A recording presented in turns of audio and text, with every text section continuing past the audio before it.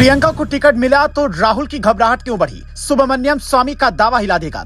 लोकसभा चुनाव में हीरो, हरियाणा चुनाव में जीरो। क्या 2029 की तैयारी में जुट गई है कांग्रेस? 160 दिन पहले कांग्रेस की मीटिंग में क्या हुआ? सुनिए 10 जनपद आवास की इनसाइड स्टोरी।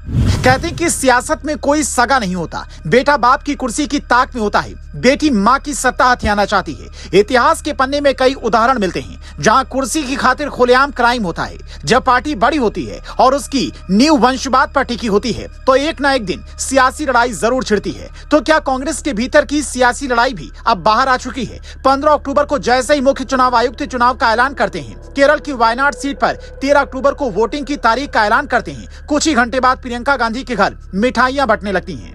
कांग्रेस उन्हें वायनाड से प्रत्याशी बना देती है। वायनाड कांग्रेस की सेफ सीट है जहां से प्रियंका की जीत तय मानी जा रही है। ऐसे में यह समझना जरूरी हो जाता है कि प्रियंका अगर जीत कर संसद पहुंचती हैं, तो क्या राहुल की कुर्सी छिन जाएगी? तो इसका जवाब आप कांग्रेस की गुटबाजी से समझिए। सूत्र बताती कि कांग्रेस के भीतर फिलहाल दो गुट हैं, पहला राहुल गांधी का, दूसरा प्रियंका गांधी का। यूपी चुनाव के वक्त जब प्रियंका ने नारा दिया लड़की हूं लड़ सकती हूं, तो उस वक्त प्रियंका गुट एक्टिव था, लेकिन नतीजे मन मुताबिक नहीं आए तो उनके गुट को साइडलाइन कर दिया गया। पर वो गुट बार बार ये बात उठाता रहा कि राहुल का लगातार असफल होना पार्टी के भविष्य पर प्रश्न चिन्ह खड़े कर रहा है, इसीलिए रणनीति बदलनी होगी। हालांकि राहुल के नेतृत्व में लोकसभा चुनाव 2024 में कांग्रेस ने पहले के मुकाबले अच्छा किया, बीजेपी को अकेले बहुमत से रोक लिया, इसीलिए राहुल का कद बढ़ा और उन्हें नेता प्रतिपक्ष की कुर्सी मिल गई। लेकिन जैसे ही हरियाणा में कांग्रेस जीती हुई बाजी हारी, कुछ लोगों के सुर फिर से बदलने लगे और प्रियंका गांधी का वायनाड से चुनाव लड़ना इस बात का संकेत है कि प्रियंका की जिम्मेदारी बढ़ने वाली है। भले ही उन्हें भाई की नेता प्रतिपक्ष वाली कुर्सी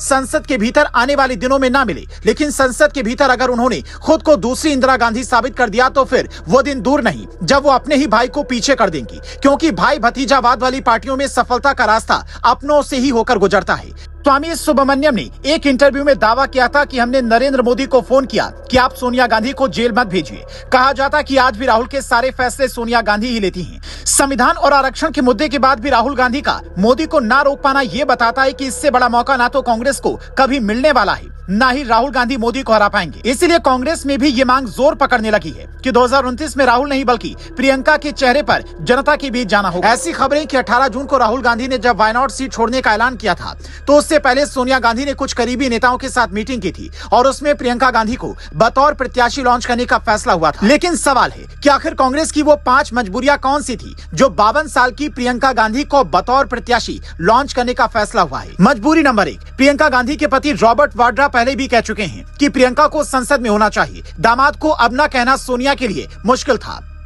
मजबूरी नंबर 2, बीजेपी को रोकना अकेले राहुल के वश का नहीं लगता, ऐसे में भाई बहन की जोड़ी मिलकर कुछ करे, ऐसी उम्मीद में कांग्रेस लगातार बैठी है। मजबूरी नंबर 3, सोनिया गांधी की सीट रायबरेली से प्रियंका के चुनाव लड़ने की इच्छा थी, लेकिन राहुल की अमेठी हार से सबक लेकर तब फैसला नहीं लिया और अब सेफ सीट दिया।